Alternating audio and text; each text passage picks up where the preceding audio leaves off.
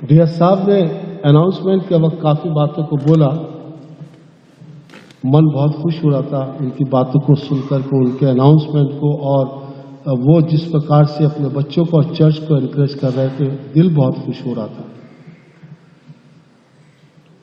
उन्होंने कहा कि संडे स्कूल के बच्चे अब यूथ में आ गए हैं और यूथ के बच्चे WSS में और वगैरह वगैरह उसमें जाएंगे। राजा सुलेमान बूढ़ा हो गया। आपने किताब मुकद्दस को एक बार नहीं कई बार पढ़ा होगा, और बहुत से बार हम लोग क्या कहते हैं, राजा सुलेमान के पास वगैरह वगैरह ना, डॉट डॉट डॉट डॉट। राजा सुलेमान की जिंदगी में जो कुछ भी हुआ वो तो बात की बातचीत थी, लेकिन जब वो ज़हीफ़े के आलम में पहुंचा तो उसने वाइस की किताब में ये लिख छोड़ा कि आए जवान अपने जवानी में अपने खालिक को याद रख। आए जवान अपनी जवानी के आलम में अपने खालिक को याद रख। और फिर यही नहीं, अगर यहीं तक इसको लिख करके वो खामोश हो जाता तो हम भी खामोश हो जाते। उसने वाइस की किताब के आखिरी चैप्टर में जाकर एक बात और लिख दी, पहले पद के अंदर लिख दिया। उसने क्या लिखा? आखिर की बात यह है,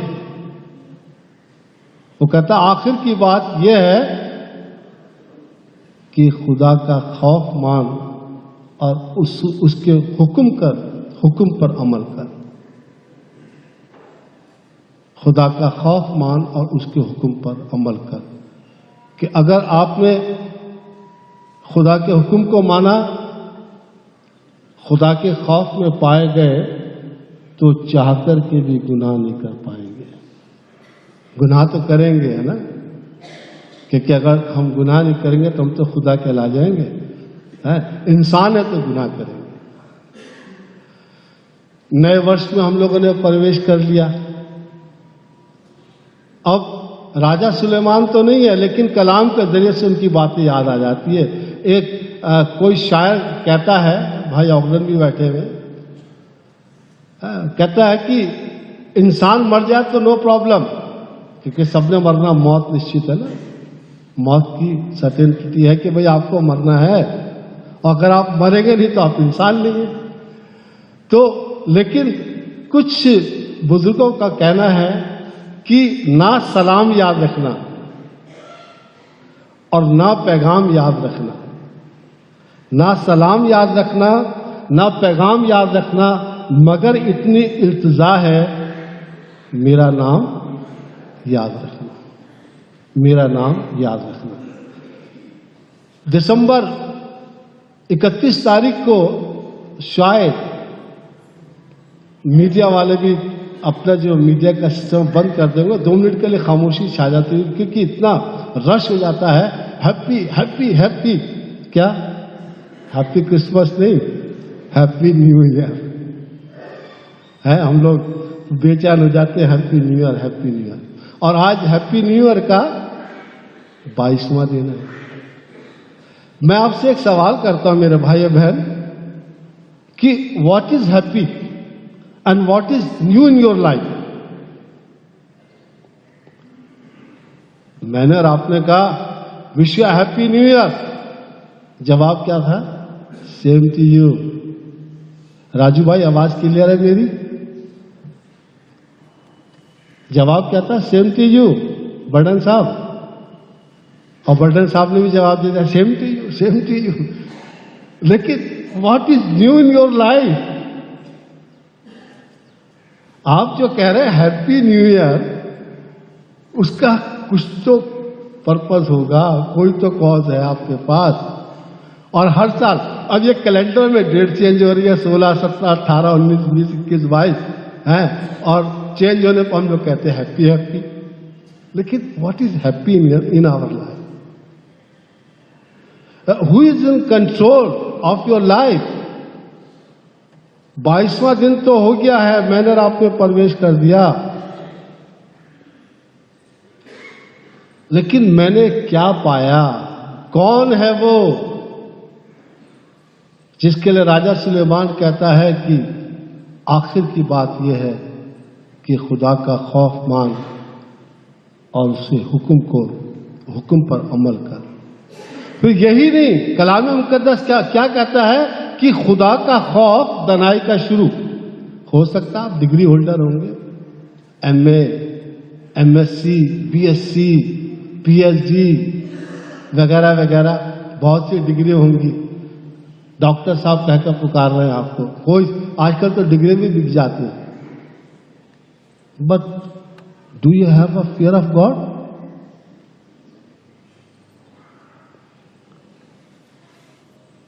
परमेश्वर का भय है? इस नए वर्ष के अंदर कौन है वो जो मेरे जीवन को कंट्रोल कर रहा है? क्या जो मेरे जीवन का कंट्रोलर है उसको मैं जानता हूं? क्या उसको मैंने जाना है या उसको जानने की कोशिश की है? Who is he? Book of exodus, निर्गमन की पुस्तक अभी आपके सामने पड़ी गई। मैं सोच रहा था कि वो जो कंट्रोलर बड़ा अजीब और गरीब है। पैदाइश की किताब से लेकर के मुकाशफे की किताब तक अगर आप चलते चले जाए, कंटिन्यूअसली पढ़ते जाओ, तो आपको ऐसा लगेगा जैसे कि कुछ नया नहीं, सब वैसे का वैसे ही है। और जीसस क्राइस्ट ने तो यहां तक कह दिया कि मैं शरीयत को नेस्तो नाबूद करने नहीं आया हूं, बल्कि क्या, पूरा करने आया हूं। मैं शरीयत को पूरा कर। उसने जॉन द बैप्टिस्ट को क्या कह दिया कि तू रस्म को अदा कर, बैप्टिज्म दे। वो कहता है कि नहीं, मैं तो तेरे जूतों के तस्लों को खोलने के लायक नहीं हूं। कहता नहीं, रस्म पूरा कर, मैं शरीयत को पूरा करने आया हूं। मैं और आप मसीही लोग हैं, विश्वासी। आज जो बच्चों ने, सोनिया ने और स्वाति ने नॉन क्रिश्चियन है, उन्होंने अपने अब नॉन क्रिश्चियन नहीं, आज वो पूरे मसीह कलीसिया में शरीक हो गए। क्या फॉलोअप होगा? क्या इन बच्चों को हमारी जरूरत पड़ेगी? क्या हम फॉलोअप करेंगे? क्या ये बाइबल मुकद्दस को पढ़ेंगे? क्या ये खुदा को जानने की कोशिश करेंगे? क्या ये इस सवाल को रखेंगे, who is in control of my life? कौन है वो जिसने मुझे जीवन दिया? क्या जीवन का दाता मैं हूं? क्या किसी को पैदा करने वाला मैं हूं? क्या मुझ में यह क्षमता है कि मैं किसी को पैदा कर सकूं? और अगर पैदा हो गया तो कौन कंट्रोल कर रहा है मुझे और आपको? कौन कंट्रोल कर रहा है पूरे ब्रह्मांड को? Who is the creator? Who is he? खरूज की किताब में उसका सवाल जवाब मिलता है। जब मूसा ने जलती झाड़ी को देखा, और जब जलती झाड़ी को देखा तो वो उत्सुकता के अंदर एंजाइटी होकर के उस घास के पास पहुंचता है कि मैं जाकर देखूं कि क्या है। उसको एक आवाज आती है तो वो कहता है कि तू कौन है? मूसा कहता है कि तू कौन है? तो वो कहता आई एम। मैं जो हूं सो हूं।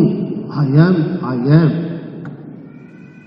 मेरा नाम ही आई एम है। मैं जो हूं सो हूं। मूसा परेशान हो जाता है कि ये कौन है। फिर वो उत्सुकता से पूछता, देखता उसकी ओर, अपने चेहरे को भी छुपाता, सब कुछ करता है। अगर आप वो निर्गमन की पुस्तक से आगे चले तो आप पाएंगे पैदाइश की किताब में यूसुफ गुलाम बनकर के मिस्र में आया। यूसुफ गुलाम बनकर के मिस्र में आया और मिस्र का राजा बन गया। क्या कभी आपने ऐसा सोचा कि 70 लोग मिस्र में आए थे और मिस्र में वो बढ़ गए, इतना बढ़ गए, तो फिर कौन सी ऐसी बातचीत हुई कि इस्राएली वहां पर गुलाम बन गए? क्या कभी मेरे और आपके जहन में ये बात आई? कलाम में लिखा है, यहां पर बिल्कुल एकदम सस्पेंशन सा पैदा हो जाता है कि कौन सी वजूहात थी कि कल तक तो यूसुफ वहां का राजा था। पैदाइश की किताब को 50वें बाब में वो अपने भाइयों को कहता है कि मेरे भाइयों फिक्र ना करो, मेरे बाप के मरने के बाद मैं तुम्हारा और तुम्हारे बच्चों का पालन पोषण करता रहूंगा। और खरूज की किताब को शुरू होते ही हम लोग पढ़ते हैं कि फिरौन राजा मर चुका था और उसकी जगह दूसरा राजा आ गया और इस्राएली गुलाम। कलाम कहता है कि उनकी पीड़ा इतनी बढ़ गई थी कि उन्होंने हाहाकार करना शुरू कर दिया। क्या वजह थी? क्या हैप्पी न्यू ईयर नहीं था वहां पर? कौन सी वजह थी? दुनिया की भीड़ में मैं और आप इतने मशरूफ हो जाते हैं, इतने डूब जाते, इतने खो जाते हैं कि हम इंसान को इंसान नहीं समझ पाते। वो संस्कार जब तक संत पौलुस कहता है जब तक व्यवस्था नहीं आई थी तब तक हम आत्मा के चलाए चलते थे, लेकिन जब व्यवस्था खुदा ने दिया तो कोई ना कोई तो मकसद रहा होगा खुदा का। क्या मैंने व्यवस्था को फॉलो किया? क्या मैंने खुदा को फॉलो किया? क्या मैं खुदा के हुक्म पर चला? अगर मैं बीमारी में जकड़ा गया, अगर मेरे पर कोई विपदा आई तो उसका कारण क्या है? कहीं ना कहीं कोई ना कोई तो वजूहात है। जो कल तक मिस्र पर राज कर रहे थे आज वो गुलाम है। जल की झाड़ी में अब देखिए दूसरी बात कि जिस खुदा ने मुझसे और आपसे प्रेम किया और जिस खुदा का मैंने और आपने इकरार किया, अंगीकार किया कि मैं तेरा बिलीवर हूं, मैं तुझे अपने होश आवास में है, अपने दिल और दिमाग से है, अपने प्राण से तुझसे प्यार करूंगा, तुझे अपना नजात जिंदा कहूंगा, तुझे मैं कबूल करता हूं। उसकी कबूलियत मेरे जीवन में कहां तक है? मैं उसको किस तरीके से दूसरों तक पहुंचा रहा हूं? मैंने उसको किस तरीके से कबूल? उसने तो सब कुछ दिया, क्योंकि उसने कह दिया ना तो मैं तुझे त्यागूंगा और ना मैं तुझे छोड़ूंगा। वो कहता है कि तू मेरा ही है, मैंने तुझे नाम लेकर के पुकारा है। खुदा का कलाम ये कहता है तू मेरा है, मैंने तुझे नाम लेकर के पुकारा। जिसने मुझे नाम लेकर के पुकारा, जो कह रहा है कि तू मेरी दृष्टि में अनमोल है, मैंने तेरा चित्र अपनी हथेली पर बना रखा है, मैंने और आपने उसको क्या दिया? 216 साल तो मैंने और आपने पार कर दिए। 217 का 22वां दिन मैं लेकर के आगे बढ़ रहा हूं, लेकिन मैंने उसको पहचाना, मैंने उसको जाना। क्या मैं उसके संग संग चला? वो तो अपने प्रेम के अंदर वफादार है, वो तो मुझसे प्रेम कर रहा है, मुझसे प्रेम कर रहा है, इसलिए वो सलीब पे चढ़ गया। लेकिन मैंने क्या दिया अपने खुदावंद को, अपने मुनंजी को? सिर्फ हाथ उठा करके हाथ उठाता हूं, मैं यीशु के नाम पर हाथ उठाता हूं, मैं यीशु के नाम पर डांस करता हूं, मैं यीशु के नाम पर मॉल जाता हूं, मैं यीशु के नाम पर बदमाशियां करता हूं, मैं यीशु के नाम पर चोरियां करता हूं, मैं मसीही हूं, मैं विश्वासी हूं।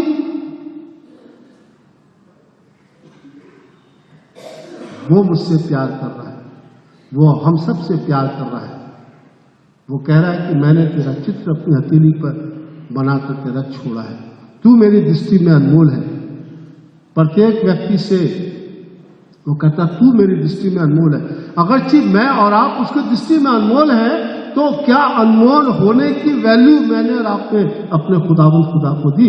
उसने तो वैल्यू उसने तो दे दिया, अपने आप को दे दिया, सलीब पे चढ़ गया है। वो क्या कहता है? मेरे हाथों को देख, मेरे पंजर में हाथ डाल, मेरे माथे के ऊपर हाथ लगा, तेरे को जख्म मिलेंगे, तेरे को निशान मिल जाएगा कि मैंने तेरे लिए क्या दिया। लेकिन मैं और आप क्या दे रहे हैं? मैं यीशु को अपना निजात दहिंदा कबूल करता हूं, बपतिस्मा ले लिया, हाँ मैं ऐसा ही करूंगा, करूंगी। खुदा की बेदी कोई डर है क्या? मेरा आप तैयार होकर के आ रहे हैं?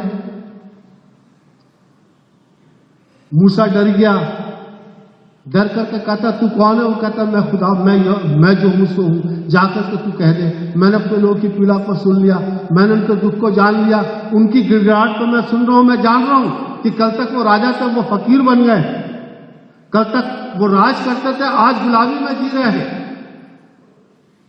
जा। जब मैं और आप खुदा की आवाज को सुनते हैं तो क्या होता है?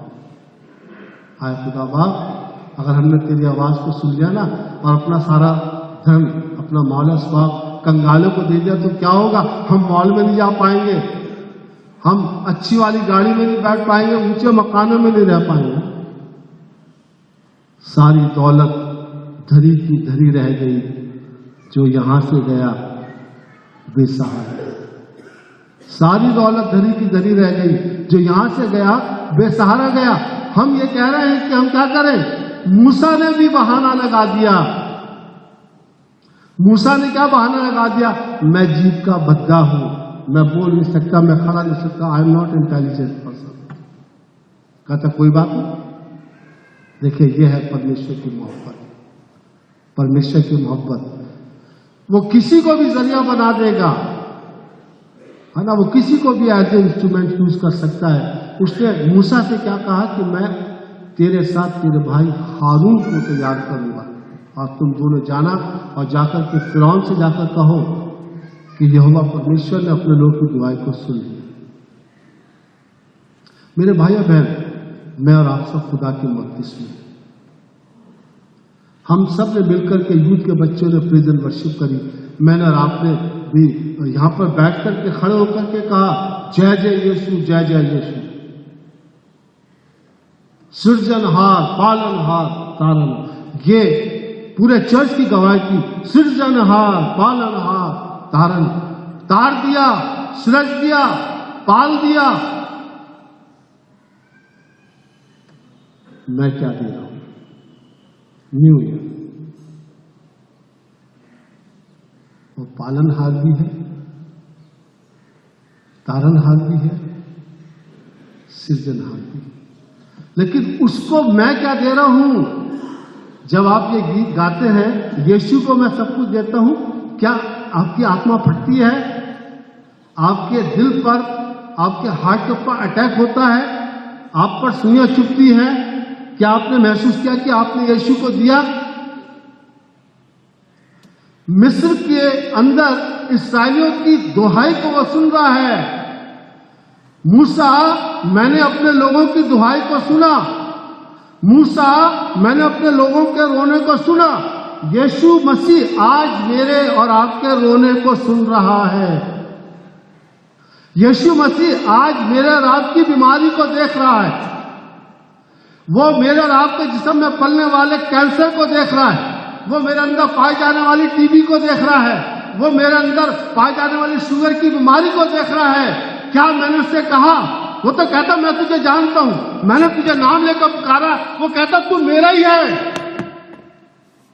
लेकिन मेरे पास और आपके पास वो कान है। वो कहता है कि हे मेरे बेटे, है मेरी बेटी, उठ उठ, आजाद हो जा। क्या मैं आजाद हुआ? जीसस ने तो साफ कह दिया, जा तेरे ईमान ने तुझे चंगा किया। जा तेरे ईमान ने। बहाने, अगर मैंने अपने आप को तुझे दे दिया, मैं तेरे हुक्म पर अमल करना शुरू हो गया, मैंने तेरा रास्ता अपना लिया, तो सकरा है। मुझे जीवन को जीना है। हम भूल जाते हैं who is controller of our life, कि हमारी जिंदगी का कंट्रोलर कौन है।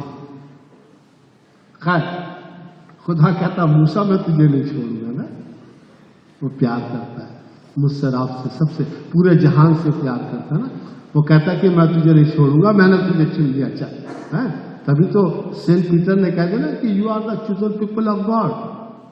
अगर आप चुना वंश और मैं आप सब चुने हुए तो उसने चुन लिया। अब ये दोनों आरून और मूसा जाकर के फिरौन के पास खड़े हो जाते हैं, उसके सामने खड़े हो जाते हैं और जाकर क्या कहते हैं, क्योंकि अब हिम्मत देने वाला कौन है? परमेश्वर।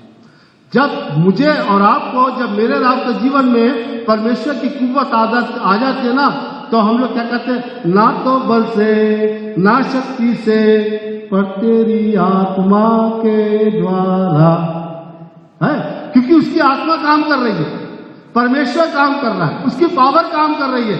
दोनों जाकर खड़े हो गए, उन्होंने क्या कहा, हे राजा, मिस्र के राजा फिरौन, मेरे लोगों को जाने दे, लेटिंग गो, उनको जाने दे। अब देखिए दुनिया का नजरिया ना, अगर मैं जाने दूंगा तो बिगाड़ी में काम कौन करेगा? आप इसको यहां पर थोड़ा सा ये सोचकर चले कि खुदा यीशु मसीह आत्मा में भरा हुआ जंगल में चला गया, शैतान आके खड़ा हो गया, है ना, क्या कहता है, जो कुछ तू देखता है, जो कुछ पृथ्वी पर जो कुछ देख रहा है वो किसका है? मेरा। मैं होल्ड करता हूं, आई एम द होल्डर, है ना, मैं इसका मालिक हूं। है, तुझे क्या करना है? झुककर मुझे प्रणाम कर दे। मैंने और आपने झुक करके परमेश्वर को प्रणाम नहीं करा। मैंने ये नहीं कहा कि परमेश्वर मैं अपने आप को देता हूं। वो कहता तू देकर तो देख, तू परख कर तो देख, मैं आसमान की खिड़कियों को खोल दूंगा, जोरों को इतना दे दूंगा कि तू उसमें समा नहीं पाएगा। यीशु ने कह दिया, आए शैतान मेरे पास से दूर हो जाए, लेकिन मेरे और आपके पास वो ताकत नहीं कि हम कह सकें कि आए शैतान मेरे पास से दूर हो जाए। ये गए, जाकर के इन्होंने फिरौन का सामना करा, बट दे वर फेलियर। फिरौन ने मना कर दिया, फिरौन ने मना कर दिया, नहीं मूसा और तुम क्या करते हो, मैं इनको छोड़ दूं, ये मेरी बेगारी का काम कौन करेगा? क्या तुम बैल की जगह जीतोगे? फिरौन ने एक भी कई सवाल कर दिए, और फिर यही नहीं, उसने इस्राएलियों के पुरनियों को बुला करके कहा कि अभी तक तो हम तुमको पुआल दे दिए, अभी तक तो मैं लीनियंट था, लेकिन अब लीनियंट नहीं रहूंगा, अब पुआल भी तुम लाओ और जितनी ईंटें तुम बनाते थे उतनी तुमको बनानी पड़ेगी। मेरे भाई बहन, जब मैं और आप अपने आप को, आज इन दोनों बच्चों ने दिया, स्वाति तुमने परमेश्वर को दिया है, ठीक है, अब तुम्हारे हाथ में है कि तुम परमेश्वर के पीछे चलो या ना चलो। लेकिन जब परमेश्वर के पीछे महाराज चलते हैं तो आपने नहीं महसूस करा कि कई टेम्पटेशन आ जाती है, आप परीक्षाओं में घिर जाते हैं, एक नहीं कई आजमाइशें आपके पास आती, और जब आजमाइशें आती तो क्या होता है, कौन जाए, क्या करे, किसका खुदा, कौन है खुदा, कहां है खुदा? आजमाइशें आती है ना, हम टूट जाते हैं।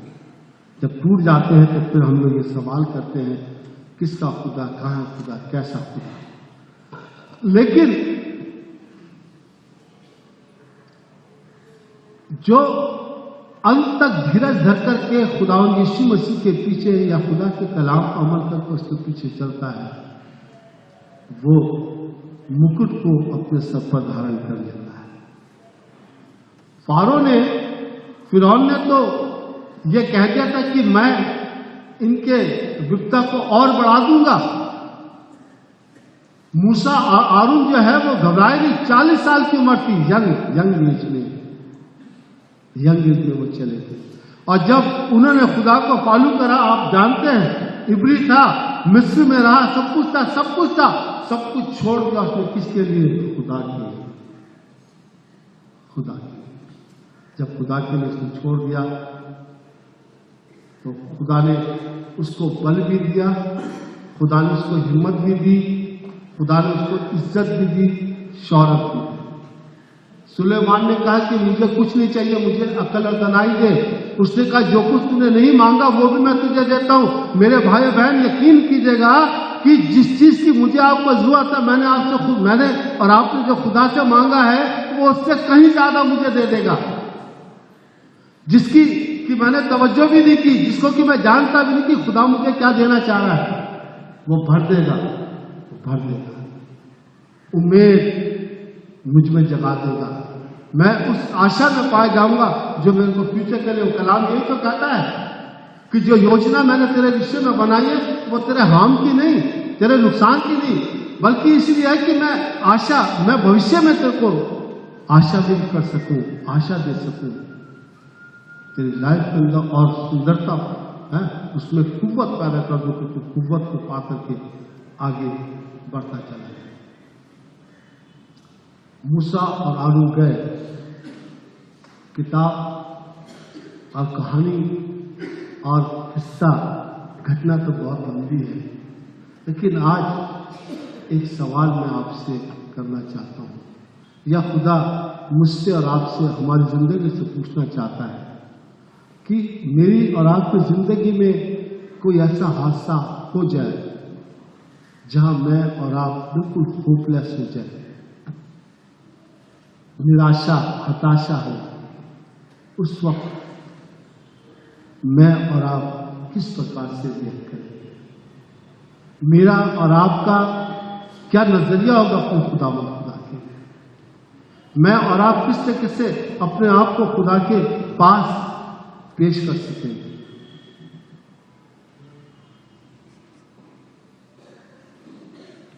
इसराइलियों ने खुदा को रिस्क दिलाई, जिसको खुदा ने कहा कि तू मेरा चुना हुआ वंश है। मैं और आप परमेश्वर के चुने हुए लोग हैं। परमेश्वर ने मुझसे आपसे प्रेम किया। उसने मुझे और आपको नए जीवन में दिया। ये नया साल क्या है कि मेरा अपना जो अस्तित्व, मेरा जो वजूद है वो खत्म हो जाए और मैं नए सिरे से जन्म ले सकूं। मैं अपने आप को उसको समर्पित कर सकूं, मैं उसके हाथों में दे दूं कि अभी तक तो मैंने तुझे नहीं जाना था। आखिरी बात कहकर खत्म करूंगा मैं। संत पौलुस को आप अच्छे से जानते हैं। दमिश्क के रास्ते पर चला जा रहा था परवाना लेकर के, किस लिए? ताकि मसीह के लोगों को सताए। एक रोशनी चमकी, अंधा हो गया। उस अंधकार के अंदर जबकि वो अंधा था, उसने एक आवाज को सुनी। उस आवाज के अंदर एक दर्द था, एक पीड़ा थी, लेकिन उस पीड़ा के अंदर एक ऐसी बारीक मलिनता थी जिसको सुन करके वो अपने आप को रोक न सका। और वो आवाज थी, तू मुझे क्यों सताता है? तू मुझे क्यों सताता है? उसने कहा कि तू कौन है? उस पीड़ा के अंदर, उस दर्द के अंदर, उस पैशन के अंदर उसने महसूस किया, तू कौन है जिसे मैं सताता हूं? मैं तो तुझे नहीं सताता, मैं तो क्या बिलीवर्स को सताता हूं, फॉलोवर्स को सताता हूं, लेकिन तू कौन है? शाऊल, मैं जीसस हूं। शाऊल, मैं यीशु हूं। तू मेरे लोगों को सताता है, तू उन्हें नहीं मुझे सताता है। तू उनके कांटा चुभोता है, वो कांटा मेरे को चुभता है। तू उनके कोड़े मारता है, वो कोड़ा मेरे लगता है। मैं यीशु। उसने यीशु को जान लिया। उसने यीशु को जान लिया, और जब यीशु को जान लिया तो क्या कहता है कि कौन मुझे मसीह के प्रेम से जुदा कर सकता है? कौन मुझे मसीह के प्रेम से जुदा कर सकता है? मुझे और आपको तो परमेश्वर ने पता नहीं कितना लंबा जीवन दे दिया, लेकिन इस लंबे जीवन के अंदर क्या मैंने मसीह के प्रेम को जाना? या सिर्फ आज मैं ये कह रहा हूं, मैं तो हाथ उठा सकती। हाथ उठाने तक सीमित मत रहिएगा भाई।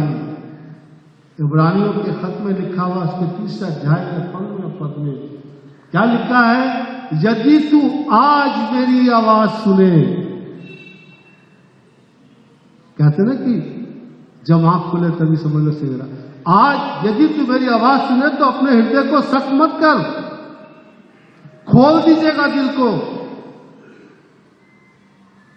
नए से जन्म लीजिएगा, यीशु को पहन लीजिएगा, क्योंकि आपने यीशु के नाम का जो बपतिस्मा लिया है वो उसकी मौत का बपतिस्मा लिया है, उसकी मौत का। वो कहता, पौलुस कहता, मैं जीवित नहीं रहा बल्कि मसीह मुझ में जीवित है। क्या मसीह मुझ पर आप में जीवित है? आज ये सवाल हम में से प्रत्येक के लिए, who is in control of our life? कौन है वो जिसने मेरे जीवन को अपने नियंत्रण में कर रखा है? कौन है वो जो मेरे संग संग चल रहा है? कौन है वो जो मुझे सब कुछ दे रहा है, जो मेरा पोषण कर रहा है, जो मुझे संभाल, जिसने मुझे जीवन दिया? जब इस भेद को मैं और आप जान जाएंगे, हमारा ऑटोमेटिकली उसके साथ एक रिश्ता, एक ऐसा रिश्ता हो जाएगा जिसको कोई तोड़ नहीं पाएगा। खुदा उन तमाम को बरकत दे। हम लोग दुआ करते। कुदूस प्यारे खुदावंद उस्मानी बाप, मुफ्त में तुझसे पाया मुफ्त नहीं बांटते। आदर महिमा तुझे देते हैं, जो कुछ तूने हमको दिया खुदा तेरे लोगों के साथ बांटा। इस वचन के द्वारा जो तेरी योजना उसको पूरा होने दे। दिया साहब को, दोनों पासवानों को, कलीसिया को तेरे हाथों में दे। खुदावंद ये जान सके कि इनके जीवन का कंट्रोलर कौन है, इनके जीवन को किसने अपने नियंत्रण में कर रखा है, और ये जान करके तेरी मोहब्बत का चांद नजदीकी में बने रहकर तेरे खौफ में पाए जाए और तेरे बताए हुए मार्ग पर चले। आदर और महिमा तुझे देते हुए यीशु नाम से सब कुछ तेरा पाक और मुबारक नाम लेकर के मांगते, सुना कबूल।